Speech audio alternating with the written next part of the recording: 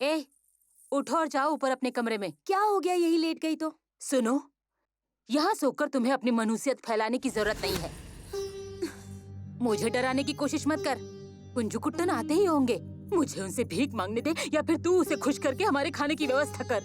तुम्हारे पिता तो हवेली में रहकर ही खुश हैं, लेकिन हमें अपना पेट भरने के लिए मुझे तो अपना शरीर बेचना होगा। सुन बेटा, मेरे काम में टांग मत अड़ा, ऊपर जा।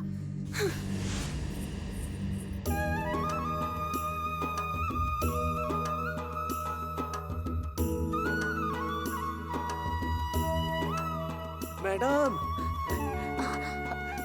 आप तो वही सूर्यकांत हवेली वाली मैडम है ना?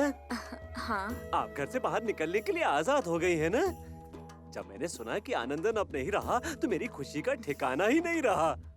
पता है आपको, आपके पिताजी मुझे बहुत मानते थे। उन्होंने मुझे कभी मेरे पूरे नाम बैंकर नारायण से नहीं बुलाया। वैसे अभी आप कहाँ जा रही हैं? टीचर हूँ, शहर के एक कॉलेज में। शाप खत्म होने के बाद आपका जीवन अच्छा चल रहा है ना? टीचर!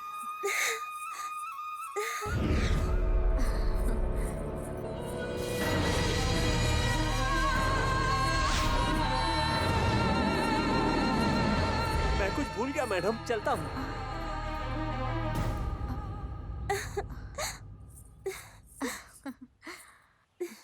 टीचर, आपके साथ जो आ रहा था ना, बैंगन नारायण, आपने देखा वो मुझे देखकर कैसे डर गया?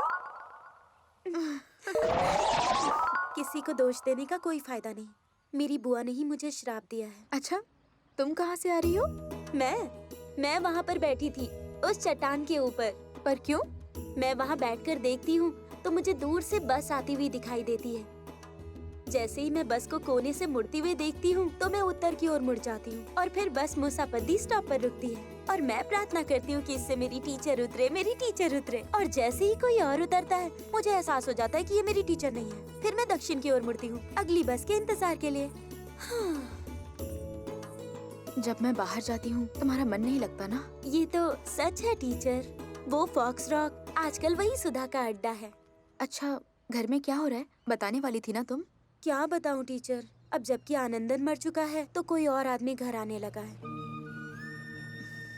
मैं अपनी माँ को दोष नहीं दे सकती क्योंकि उन्हें भोजन कमाना है। अगर हमें खाने के लिए भोजन चाहिए तो उन्हें काम तो करना ही होगा। पिताजी अभी भी महल की रखवाली करते हैं।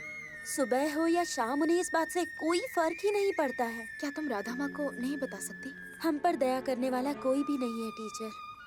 गाँव के लोग तो मुझे देखकर ही डरते हैं और जो नहीं डरते वो वासना की नजर से देखते हैं। और माँ मुझे सुरक्षित रखने के लिए ही ऐसे काम करती है शायद। वैसे आपका कॉलेज में आज दिन कैसा था? कॉलेज में भी एक रूड प्रोफेसर है, उसका नाम राहुल है। पूर्णिमा पर बुआ को उसके बारे में बता दूं?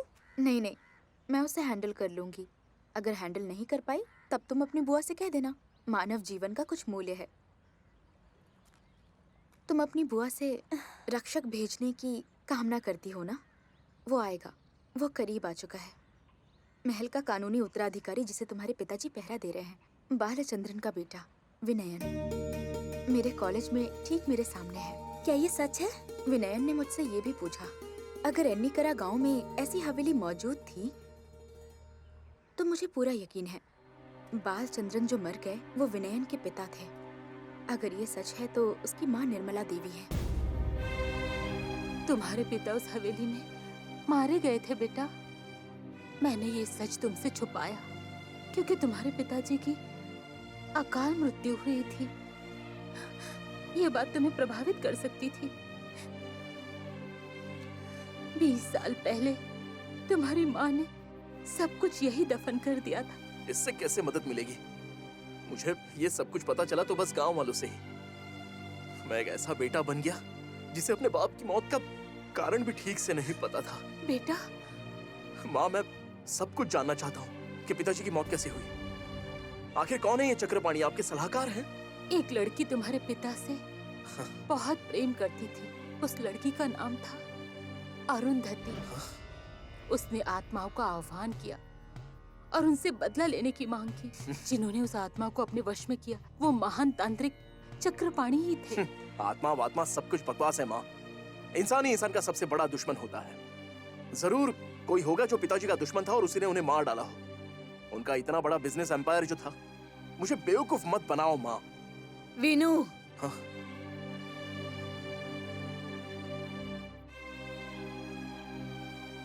दादी माँ, जब मैं बच्चा था तब आप मुझे कितनी सारी कहानियां सुनाया करती थी, तो क्या आप इसे भी किसी तरह से नहीं सुना सकती थी?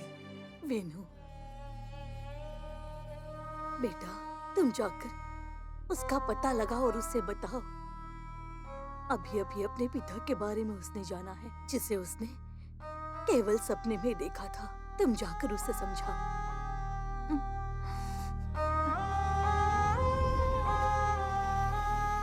तुम्हारे पिता, मेरे बालन मुझे रोक रहे हैं।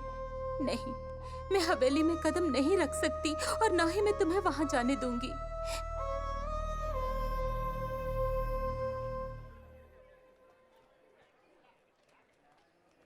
किसी और ही दुनिया में खोए हो? तुमने अपनी माँ से पूछा? हाँ, मैंने पूछा। वो हवेली मेरा घर है। हाँ, मुझे इस पर पूरा यकीन था। तुम्हारा चेहरा मेरे दिल में गहराई से उकेरा हुआ है। जानते हो तुम? मैं बताती हूँ कैसे। बालचंद्रन अंकल, मतलब तुम्हारे पिताजी, वो मेरे पिताजी के दोस्त थे। छोटी थी तब देखा था उन्हें। तुम्हारा चेहरा उन्हीं के जैसा है। जब तक मौत ने उन दोनों को अलग नहीं किया, वे साथ थे। मरने के बाद भी साथ थे। लेकिन हवेली वालों ने घर की चाबी उस परिवार को सौंप दी थी जो पिताजी की मौत का कारण बनी थी। मुझे इसके पीछे का कारण समझ में नहीं आया। अरुंधति ने ही उन दोनों को मारा था, जैसा कि लोग कहते हैं। शुरू से ही वे महल की देखभाल करते रहे हैं। तुम्हें तो ये बात पता ही होगी। निर्मला आंटी की शादी उसी परिवार के किसी एक आदमी से हुई थी। उसने सोचा होगा कि वो इसका मालिक है। जब वो गांव और गांव वालों से दूर चली गई, तो यही संपत्ति और उससे होने वाली कमाई उसके लिए उसका सहारा बन गई। मैं हवेली को ऐसे ही नहीं छोड़ सकता। मेरे पिताजी ने और दादाजी ने वहीं पर अपनी अंतिम सांस ली है, तो उस घर को खंडर होते देख मैं बर्दाश्त नहीं कर सकता।